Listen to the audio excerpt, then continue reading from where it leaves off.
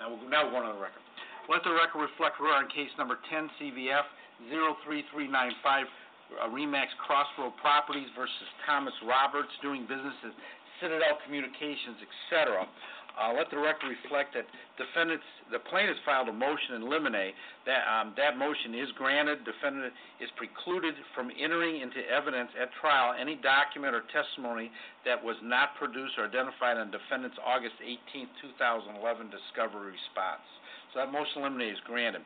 Let the record also reflect that the defendant filed a motion for continuance based on physical problems with his client. Filed effective, it's titled Emergency Motion for Continuance of Trial. It was filed on November 13th at 2:06. This magistrate received a phone call from the court at his private office yesterday.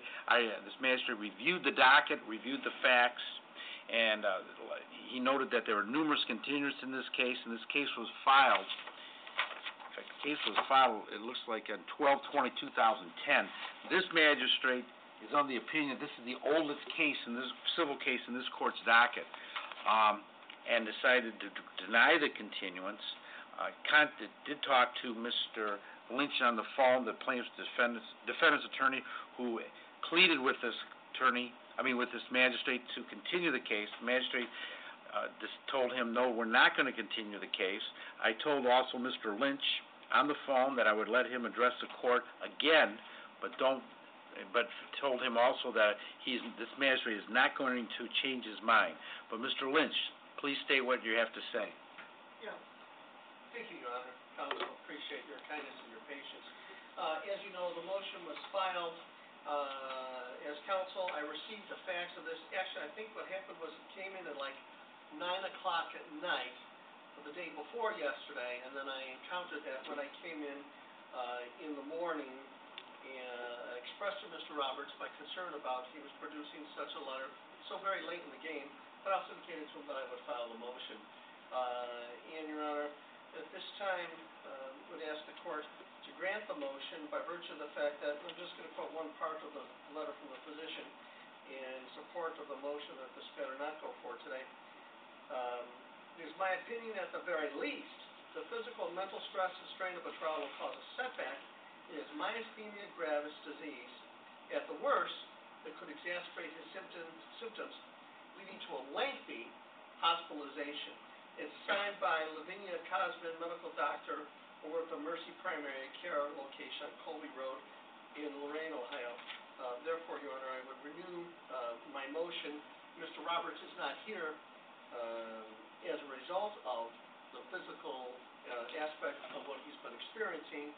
And I understand the situation with the court and its docket, but very respectfully ask the court that it engage in a process where he would have the opportunity to appear without the threat of this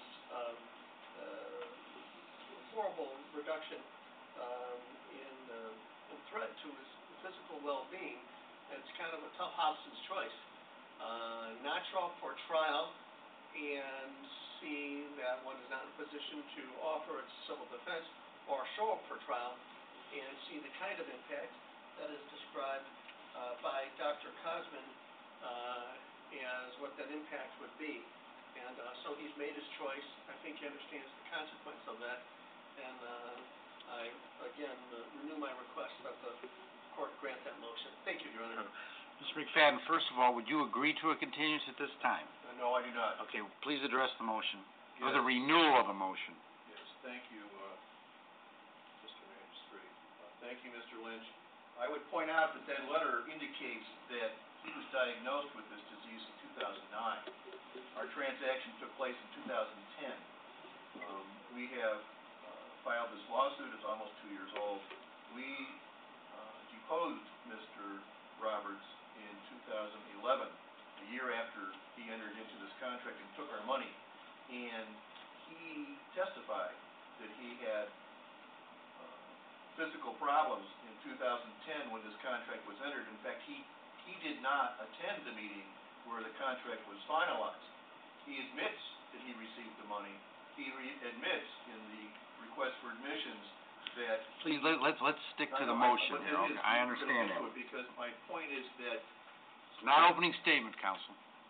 Pardon me? Not opening statement, address the No, motion. but the point is that this has been a long-standing thing. Mhm. It existed when he entered into this situation, and there's no evidence that it's gonna be he's ever gonna be out of it.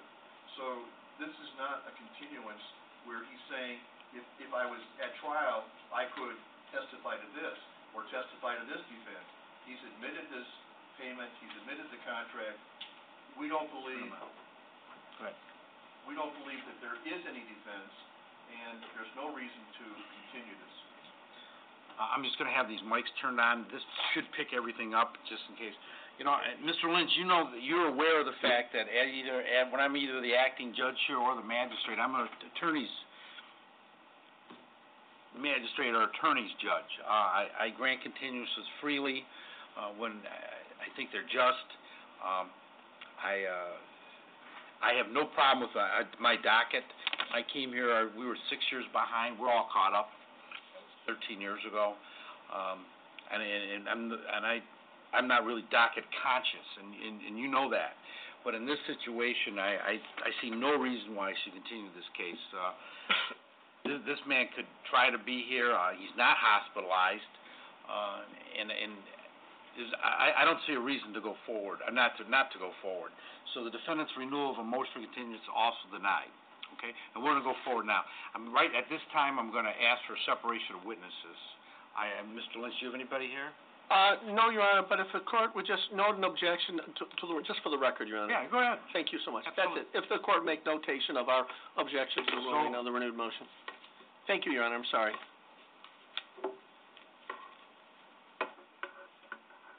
McFadden, do you have any witnesses sitting in the courtroom? I have, Mary Lou Steed is going to testify. Mr. Steed is here, but I'm not calling him. And my daughter, Catherine, who's my associate, is here. She your associate? Yes, she is.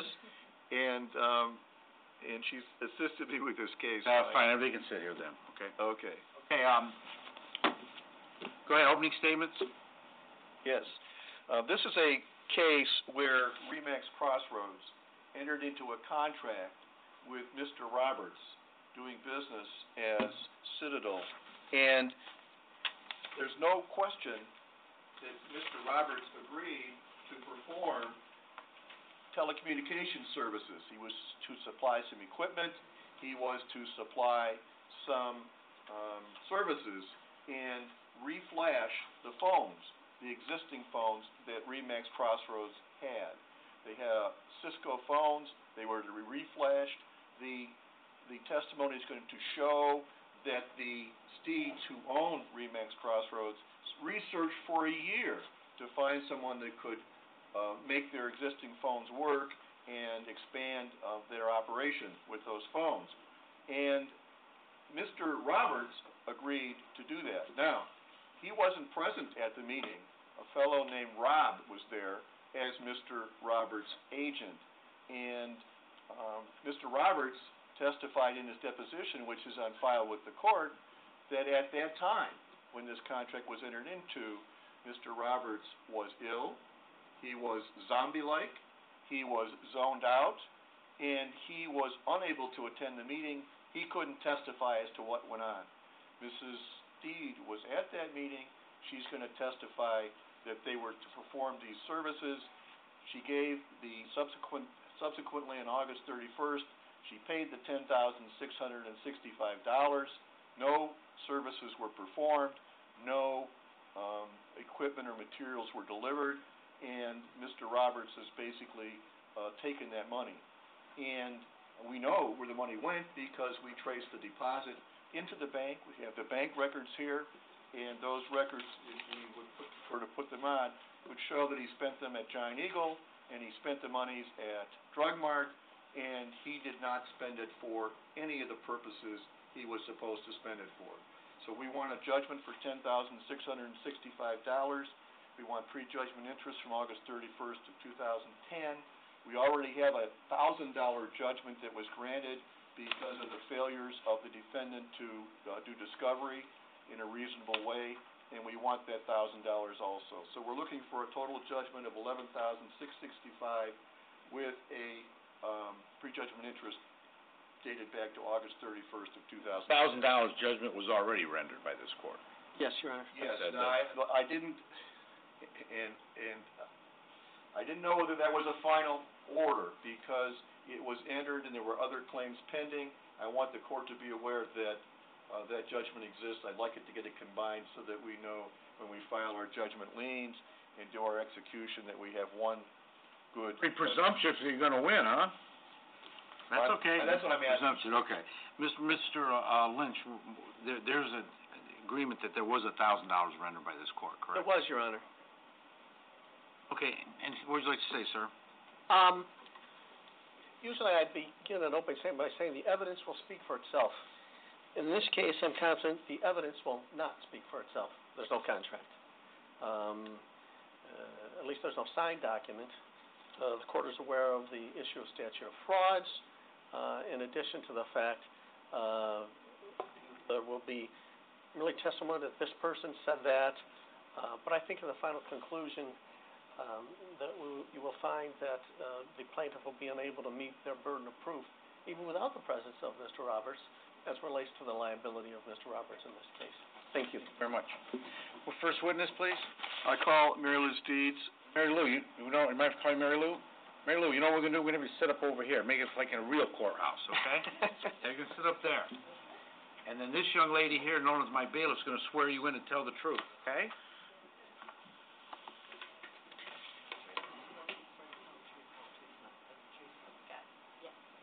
Mary Lou, how do you spell your last name? S as in Sam, T as in Tom, E-E, D as in Dennis. Mary Lou Steed. And Mary Lou Steed, what do you have, how are you associated with Remax Crossroads Properties? Co-owner, Who are you own it with? Dennis, my husband.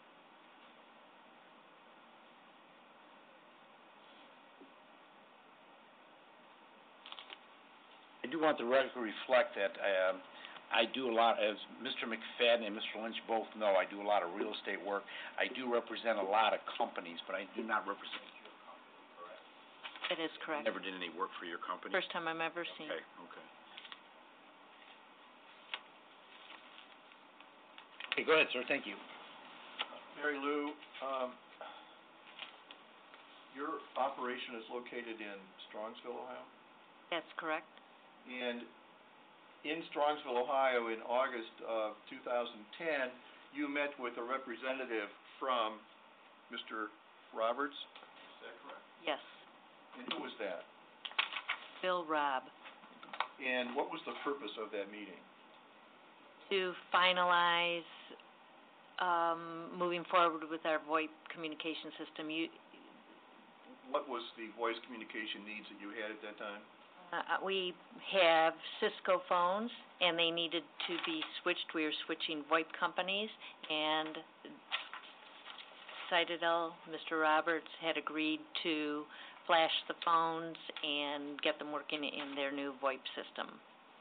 And subsequent to that meeting, you made out a check, and this is Remax Crossroads check number 10553. I'm going to hand you a copy of it. I'm gonna mark this exhibit number A, exhibit letter A. Thank you. Is this a copy of that check? It is? And that check's in the amount of $10,665, Yes. and it's made payable to Citadel Communications, is that correct? Yes. And that's the company that Mr. Roberts, that's his DBA company, is that correct? Yes, it is his company, Yes. DBA. Now, did you have a written signed contract with Mr. Roberts? We have a contract. I have seen that it isn't signed by us, but it is an agreed contract. I'm going to hand to you what we're going to mark as Exhibit B. Is that the contract that you're referring to? It is. And I see that this contract is labeled at the top, Encompass Technologies. Is that correct? It is. Yes. And it describes It has Remax, West Pipe, Strongsville, Rocky River, Medina, Cavalier Telecom pairing. Was Cavalier the company that you were going to use for your For the VoIP. telephone services? Yes, they were going And to. Encompass, was that Mr. Roberts' company at that time? That's what he told us, yes. Yes. Why did you draw the check to a different company? Per Mr. Roberts' direction. And you spoke to him on the phone for that? Yes, and I have an email as well. Okay. And I see that, is it your testimony that these were the services that he was to perform? Yes, Did he deliver any of this equipment? nothing. Did he perform any of these services? No, he did not. Have you made demand that your money be returned? Multiple times. And he has not performed, he hasn't delivered, and he hasn't returned the money, is that correct? That's correct. Okay. I have no other questions. Lynch? Just a few questions, Mrs. Steed.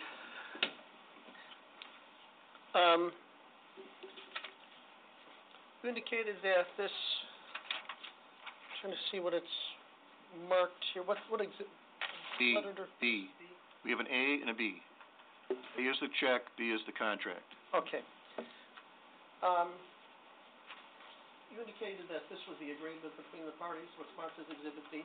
Correct. Okay. In fact, you said, this was the agreement between the parties, is that correct? I did. Okay. Now, just a couple of questions with reference to it. The contract is with what organization?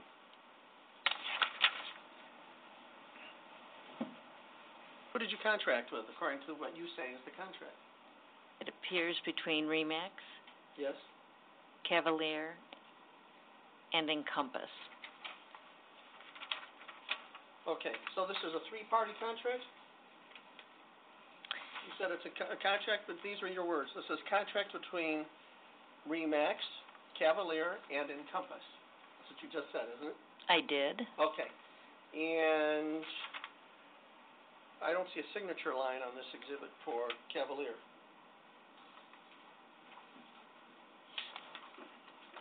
Can you tell me why there's no signature line for Cavalier? Actually, this portion of the project was between us and Encompass. Okay, you just testified that this was a contract between Well, I'm just, Remax, Cavalier, and Encompass. okay. Okay, so you're saying this is not a contract between, you were mistaken about I that. am. I'll stand amended. Okay. All right, well, I haven't made a motion to amend yet. Okay, thanks. Well, too many TV. All right. And then the contract says at the top of it also says Encompass Technologies, Inc., right? That's what I'm reading. Okay. And that puts you, notice what does the word Inc. mean to you? Incorporated? Yes. And so you believed you're dealing with Encompass Technologies as an incorporated entity, isn't that correct? Yes. Okay.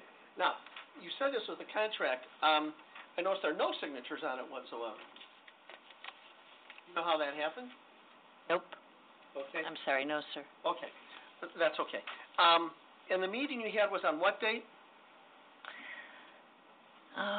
August. I don't recall the exact date in August. August of 2010. 10. August of 2010. Okay. And that was with Mr. Bill Robb, right? Yes, sir. Okay.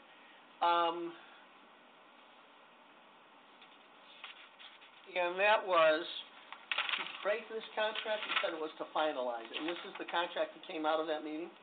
Yes, sir. Okay. Well, I guess my question relates to Mr. Bill Robb. You said he was there on behalf of Encompass Technologies? Yes. He was, okay. And as relates to this, was your understanding that Tom Roberts was an officer of Encompass Technologies, Inc.? Am I saying that the right way? As far as I know, yes, sir. As far as you know, okay. In fact, Mr. Roberts, he was the one that actually initiated the original conversation with the folks over at Remax, is that correct? Yes, sir. Okay. And then Mr. Robb came as kind of an envoy of Encompass Technologies because Mr. Roberts was in ill health. I don't know why he came instead of Mr. Roberts. Okay. Did you hear Mr. McFadden's opening statement about the fact that he was like a zombie and so forth? Yes. Had you ever heard that before? About Mr. Roberts? Yes. In a subsequent conversation with him when we requested our money, he had said he wasn't well at times. Well, I understand, but I thought that, and maybe, again, I stand corrected, that Mr. Rob came as a result of Mr. Roberts not being well enough to attend the meeting. I don't know that for a You fact. don't know that, okay. Yeah. Well, you heard that during the opening statement, right? I did. Okay, but you don't know if that's true right now as you sit, right? That's correct. Okay. All right, now, this contract, so to speak,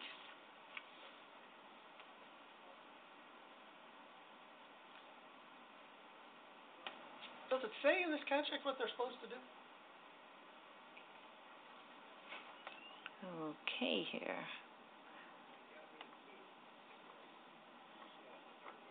Installation, basic setup, reset all offices VoIP to this system. What does VoIP stand for, do you know? Voice over Internet Protocol. Okay, and so, I'm gonna ask, well, let me go back to a different section of this for a moment. So it was essentially, Mr. McFadden said $10,000, right? That's what the check was for? $10,665. Okay, now this contract is for $11,065. You said this was the agreement.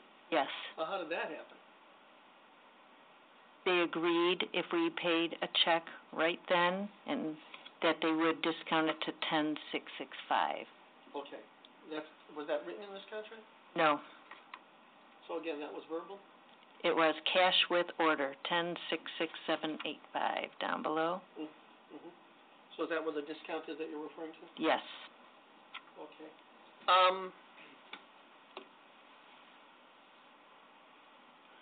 Mr. Roberts, well, let's go back to what was actually done then, okay? Did Mr. Rob ever come to your location? For that meeting. Okay. Did he ever come to the location again after that? Let me rephrase the question. Would it surprise you if you were to find out that Mr. Rob did come to your location and spend some time over at Remax? I believe he might have been there one other time with the phones. Okay. All right, so somebody from Encompass Technologies, Inc., you believe, actually went to your location and did some work there, isn't that correct? Did not do any work, picked up phones to take with them. Okay. So he picked up phones to take with him back to their work center, wherever they work? I'm assuming Okay. that's what he did with them. And what work did he do on your phones once he got them there? Nothing that I'm aware of. Nothing you're aware of. Were you over at the warehouse?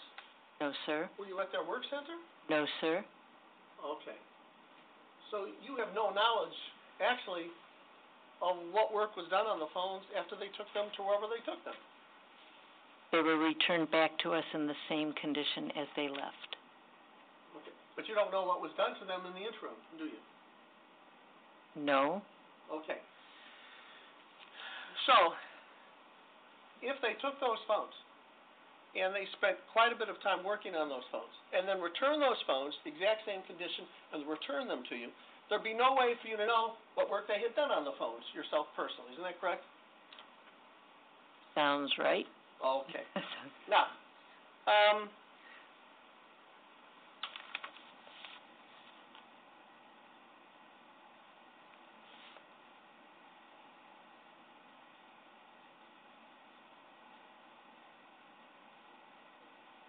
was the phone system you had such that the request that you had for the work to be done, able to be done by the folks at Encompass Technologies? They stated it could be done. Okay, and who's they? Bill Robb. Well, wasn't that contingent on your phone system matching up with the interfacing that had to be done over at Remax? And they said it could be done, correct. They said it could be done. Contingent upon that being true, isn't that correct? No, they said it could be done So when did they say that could be done? during our meeting. Yeah. During the meeting with Bill Robb? Yes, sir. Okay. So they means Bill Robb, but doesn't mean Tom Roberts then. Objection. Well, You know what? I'm gonna let that go. Withdraw this thing. Go ahead. Okay. This is not jury trial. I can separate that. Go ahead. When you said they, you meant Bill Robb saying it could be done, not Tom Roberts saying it could be done, isn't that correct? That's correct. Okay.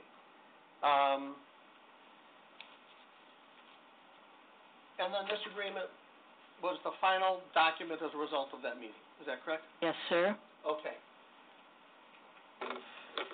And it's your position that the final agreement was that completion of the work successfully was not contingent on a proper interface between your phones and the rest of the systems?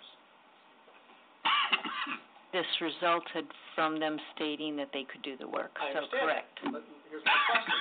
Then this contract, according to you, was not contingent on there being an appropriate interface using your phone system? Yes, it isn't, I mean, they said they could do the work. This contract reflects that they could do the work. They said they could do the work. The Okay. work wasn't done. Okay, but is it clear that this contract shows that they would do the work and successfully complete it, but they still have to get paid for the work that they do, even if it turns out that there was no appropriate interface between your phone system? Overruled cross-examination. I'm gonna let it go through. I can separate it. I'm gonna overrule it. There's no Yeah. jury here. Go ahead. I think I'm not quite following what you're trying to bring out there. It was a long question. Yeah, you're trying to say, I don't know what you're trying to say. Okay. Why don't you rephrase the question? I'm gonna- Down a little bit. Thank you. I'm gonna try, Your Honor, thank you. Okay. You made your point to, this court wasn't born yesterday, you know that. Why don't you move on? I understand what you're trying to say. All right? I have more gray hair than the court. Okay. If I might, I just want to point out to you, if you can, go to close to the bottom of the page, if you can, on the contract.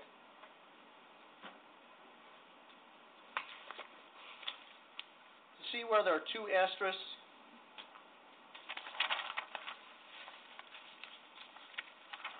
Oh, yes. Okay. Yes. And can you read that language right there? Sure. Assumes use of existing IP phones, switches, and routers to convert. Otherwise, these are in addition. See optional/additional IP phones from Encompass, soft phone use outside, no charge. Okay. Doesn't this mean that there's an assumption that the work can be successfully completed If, if the phone's properly interfaced? Is it? Objection as to what it means. Sir, counsel. Again, hold on. I'm going to overrule that. Go ahead. it could mean that, yes. You really don't know. Per our conversation when this stated, they told us they could do the work, and I understand. I don't know why that's in there. Okay. Now, just a question about this other exhibit.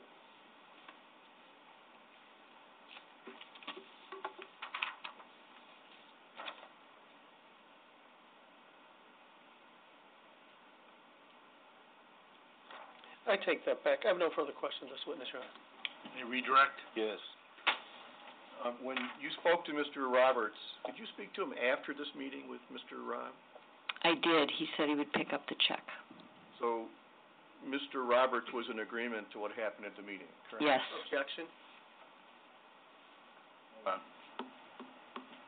So, he I'm was, going to overrule that too. Go ahead. he was in agreement with what happened at the meeting, correct? Yes. Yes. And he agreed to do these services that are shown on this document, correct? It is correct. Now, where in this document does it say that he would use his best efforts?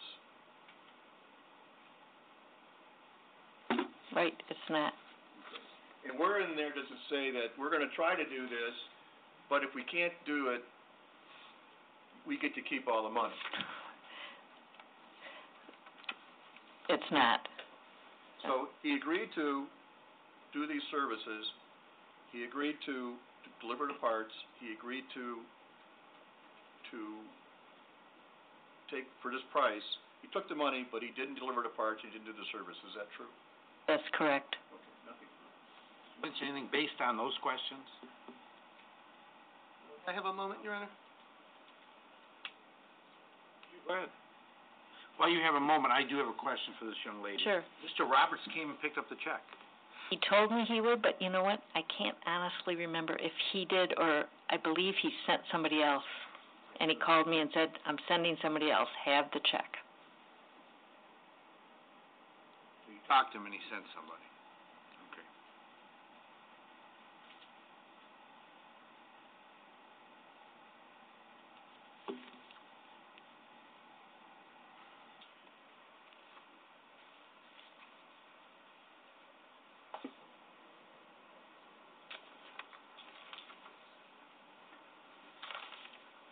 Nothing further based on his question, Your Honor. Thank you very much. You may step down.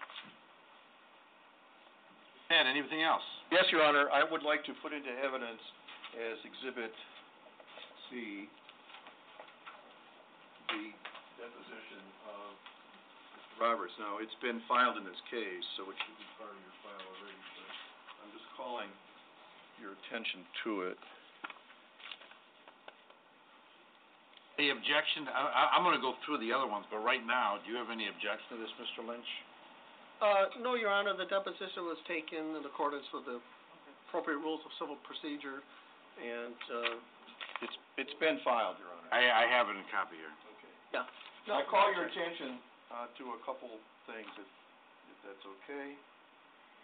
Your Honor, it's been admitted, so this is part of closing. I have no, he's right. We're gonna do this in part of closing. You can point this out in part of closing. Oh. Okay?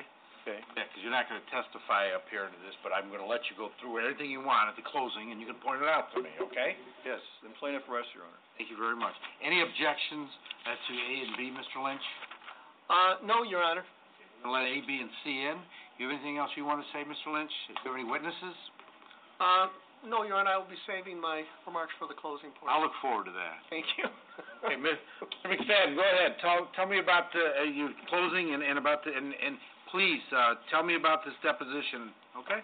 Yes. This deposition was taken 1 year after, this contract was signed. This is your closing, okay? Yes. Take your time, go ahead. I wanna know all about this, the relevant parts of this deposition. I wanna know where the outline is.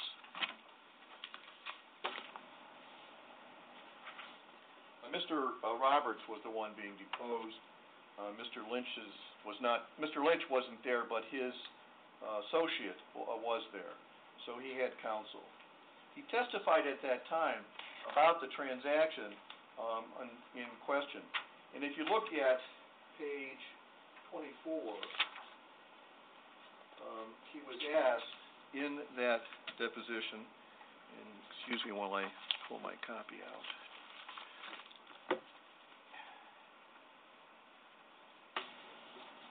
He was asked on page 24 about his condition.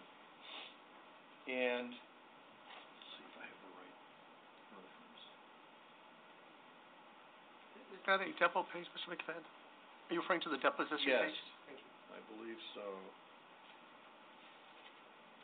I think it starts on page 23.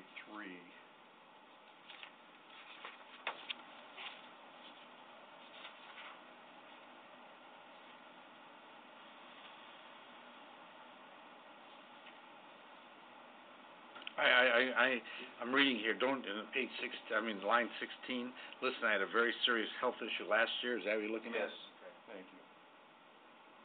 I had a very serious health issue last year at this time.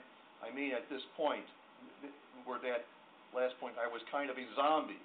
My head was down here, my eyes were closed.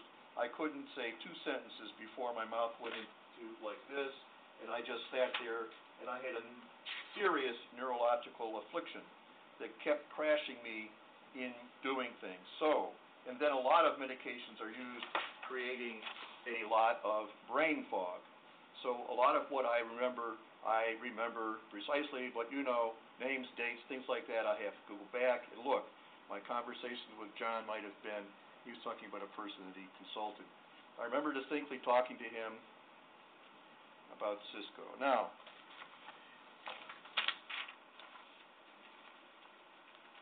I also want to call your attention specifically to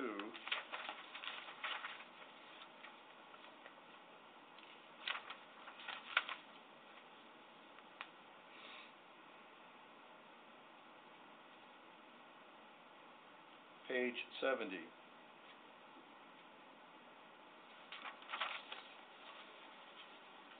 Line 20.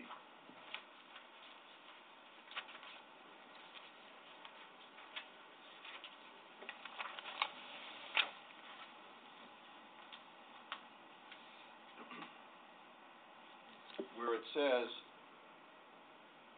my understanding is that reflashing part of this agreement was something that was discussed before you accepted that check. Is that correct? The reflashing part of the phones was discussed in detail before you accepted this check. His answer was, I don't know. I wasn't there. What I do know is that, that's all. Who is Pete? So, clearly, he didn't know whether the reflashing was discussed or not. However, if you turn to page 68, line 2,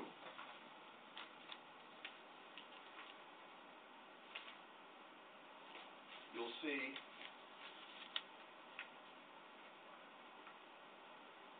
starting on line 1, Mary Lou Steed and Dennis Steed were at the meeting.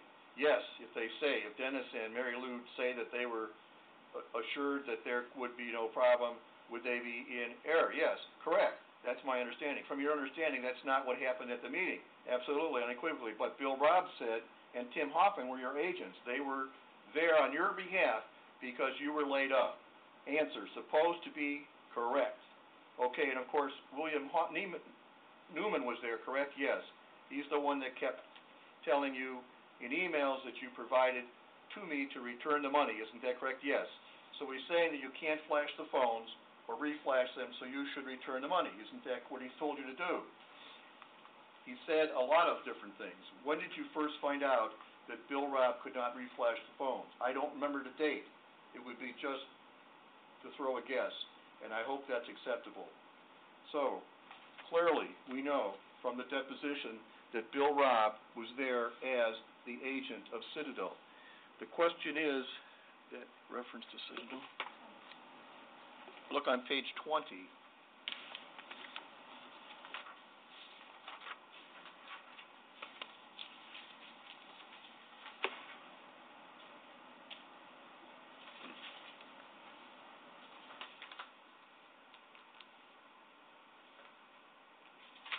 Actually, it starts on page 19.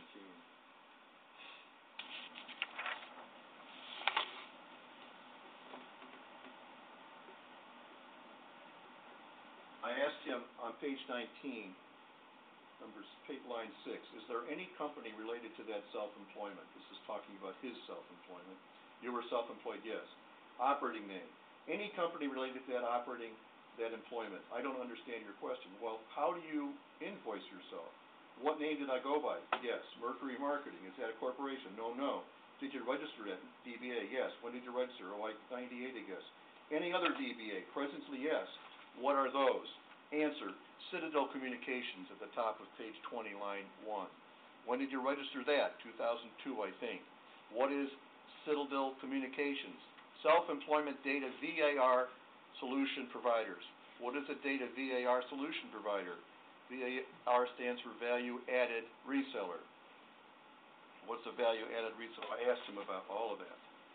So, to be a value-added reseller, what's the name of your company? Citadel. Citadel Communications is on page 21. Citadel Communications, yes. To be a value-added reseller, no. Is there any? It goes on. So, we know that Citadel is his company. We know he received the check. We know with undisputed evidence that there was no return of the check, no parts delivered, no services performed.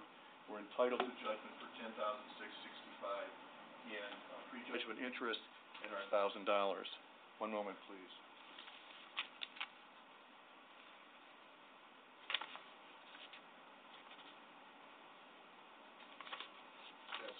no from the motion in limine, that Mr. Roberts was to produce evidence of any time spent on this matter. He has not produced a single thing. In fact, the whole part of the motion in limine was he can't produce it because he didn't. We asked him for that. He has no records. He has no records of paying anyone to do anything. Everything that Mr. Lynch might want to say about paying Phil Robb or paying any of the other people there is all imaginary because it didn't happen and there's no evidence of it. Mr. Roberts has not produced it. That's why I objected to him going into that in his direct examination, because to allow him to suggest in cross-exam that there was such evidence when there isn't, and when he was ordered not to introduce that evidence, violates the motion in limine. And I would like to preserve my motion in limine and the order on it. There is no evidence that Mr. Roberts paid anyone else to do anything in this matter. He simply took the money. Thank you. Lynch? Very briefly, Your Honor, Exhibit C have all the exhibits been admitted, Your Honor? Yes. Okay, Exhibit C has been admitted. It's in evidence. He's got a motion limited. We're not allowed to talk about any work that was done. We're not allowed to talk about some other contract that he had. And the court granted that motion limited. So the court just now admitted this entire deposition. The deposition, the motion eliminated was that you couldn't introduce any evidence. Exactly. That you didn't introduce it, he did. He did, and it's all in here. Everything he said he wants you to ignore is It's in evidence. And it's in evidence.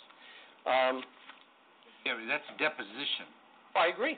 That's deposition. That's that was Mr. Roberts' testimony. Court will. Yeah, absolutely. And I guess all I'm going to ask in this case, Your Honor, is to read Exhibit C all the way through. I'm at a disadvantage because I don't have the clients here to testify. No kidding. However, I have been handed an opportunity to present his testimony.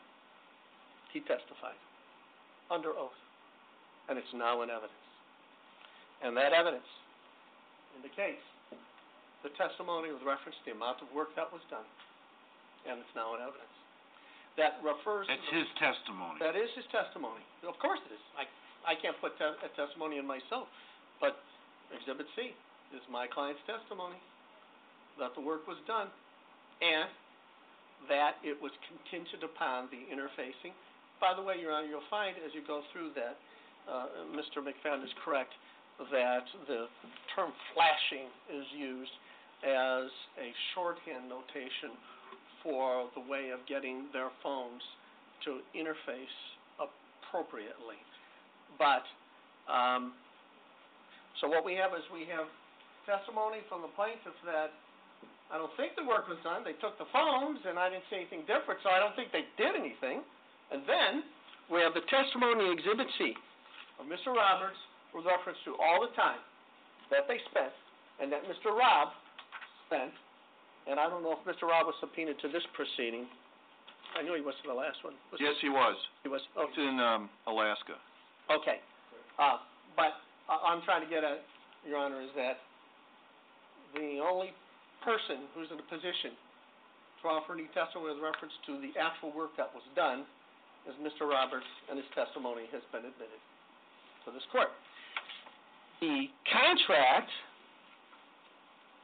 which turns out not to be signed by anybody, contains the language of assuming that their phone system could interface with the system. So all Mr. Roberts says during his testimony is, yes, we were paid the money. Yes, we did the work. The work that we did was not sufficient because of the inability to interface, and we covered that ground by making everything contingent upon that is we're entitled to get paid for our efforts.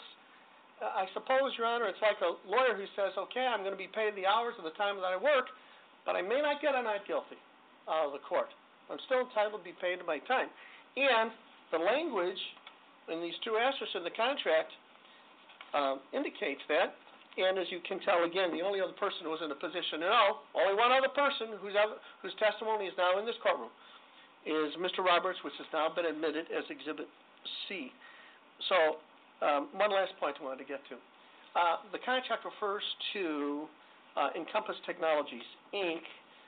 There's no indication that there was a contract entered into, with Mr. Roberts personally, and he's named personally as the defendant here, Your Honor, if you take a look at the complaint.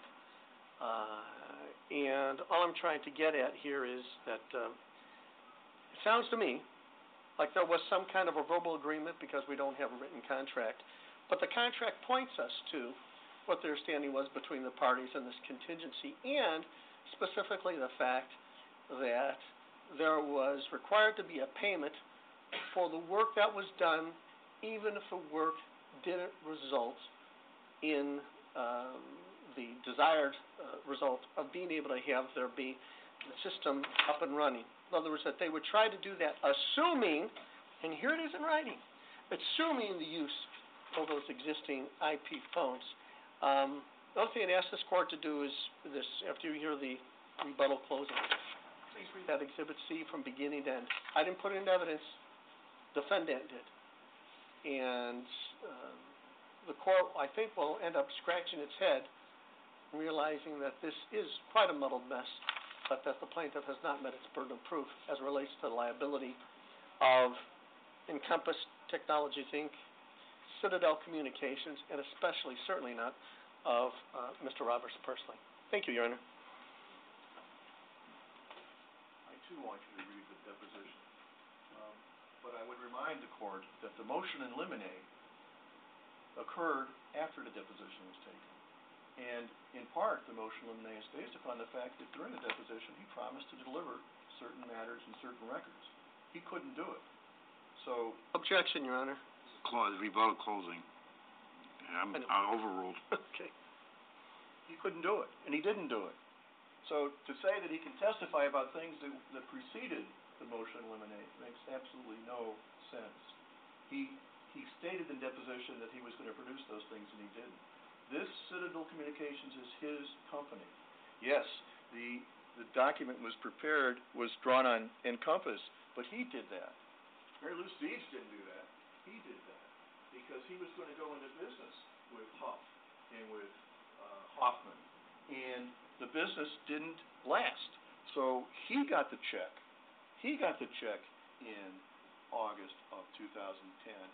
He didn't deliver the parts, and he didn't deliver the services. Take a look at that double asterisk that Mr. Lynch relies on. Take a look at what it says. It talks about using additional phones and additional routers. Well, certainly you'd have to pay more if you're going to have 30 more phones or 30 more routers, but that's not what, there's nothing about contingency in here. It assumes the use of the equipment that he had. They were supposed to take those phones and redo them, but they didn't. This ambiguity in this contract has to be considered and interpreted against Mr. Roberts, because he was the one that drew the contract. There's no contingency in here about anything but additional phones, additional routers. Sure, you're not going to pay $11,000 for something that you're going to demand, 30 more phones or 30 new phones and 30 new routers. You're not going to do that. So it assumed use of the existing stuff. But nowhere in there does that assumption say they couldn't do it. Mary Lou's testimony was quite clear. Mr. Robb said he could do it. Mr. Roberts' testimony is quite clear. I was laid up. I was a zombie. I was in a fog. I sent Mr. Robb to be my representative. So clearly, Mr. Roberts took the money, didn't perform the services, didn't supply the parts,